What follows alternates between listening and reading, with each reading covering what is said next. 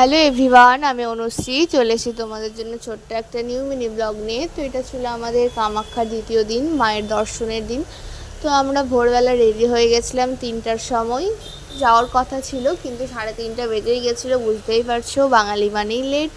আর আমি যেহেতু এক্সাইটেড ছিলাম অনেক, মায়ের কাছে পুজো দিতে যাবো, তাই জন্য সবাই ছিল। তো আমার তেমন রাত্রে ঘুম হয়নি, তার জন্য 1:30টার সময় উঠে গেছিলাম, স্নান টান করে নিয়েছিলাম, রেডি হয়েছিলাম। আর যেহেতু শাড়ি পরতে একটু সময় লাগে, তার জন্য একটু সময় নিয়েই রেডি হয়েছিলাম। আর তারপরে চলে গেছিলাম মায়ের দর্শনে। আর যেহেতু আমরা অনেকজন ছিলাম, তার জন্য 2টো অটো করতে হয়েছিল। আর রাস্তা তখন একদমই ফাঁকা, আর ভালোও লাগছিল, আর ওয়েদারটাও ভালো, আমাদের এখানকার মতো গরম ছিল না। তো যাই হোক, তারপরে আমরা মায়ের ওখানে পৌঁছে যাই। আর মায়ের ওখানে পৌঁছে তো আমরা প্রসাদ নিয়েছিলাম মায়ের পুজোর জন্য, ফুল, বেলপাতা, আরও অনেক কিছুই ছিল ওখানে। তো ওখানকার দোকানগুলো খুলে গেছিলো ততক্ষণে। আর রাস্তাটা তো মনে হচ্ছিলো যে তেমন কোনো লোক যাওয়া আসি করছে না, হয়তো ভিড় হবে না, আমি তো এটাই ভেবেছিলাম। কিন্তু গিয়ে দেখি ওখানে অনেক ভিড়। আর এখান থেকে আমরা নিয়েছিলাম, এখানে অনেক দোকান ছিল। তো 400 টাকা পড়েছিল ডালাটা।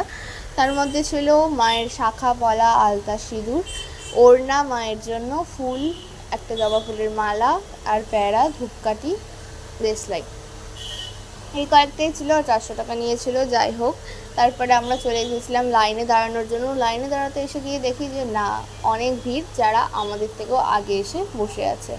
তো যাই হোক, ওরা 10টা কেউ 11টা, যে যার মতো এসেছিলো। তো যেহেতু অনেকটা টায়ার্ড ছিল, তাই জন্য সবাই বসে ঘুমিয়েছিল। তো তারপরে আমরা 4টার সময় ওখানে পৌঁছে লাইনে দাঁড়িয়ে যাই, কারণ অনেকটা লাইন দাঁড়াতে হবে, যেহেতু সবাই দাঁড়িয়ে আছে তো আমাদেরকেও দাঁড়াতেই হবে।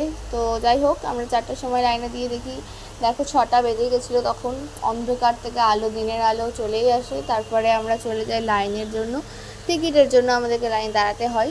আর একটা ভিআইপি ছিল, সেটা 500 টাকা টিকিট। তো ওটা আমরা জানতামও না, মানে জানতাম ভিআইপি টিকিট আছে, কোথায় কাটতে হয় না কাটতে হয় সেটা জানতাম না। তো দেখছি যে সবাই জেনারেল লাইনের জন্যই এত ভিড়, তো অবশ্যই আমরাও জেনারেল লাইনের জন্যই দাঁড়িয়েছিলাম। আর তারপরে আমরা অনেক কিছু ভক্ত আরও আটকে পড়েছিল, ওদেরকে ঢুকতে দেওয়া হয়নি, যেহেতু অনেক ভক্ত আগে থেকেই দাঁড়িয়েছিল।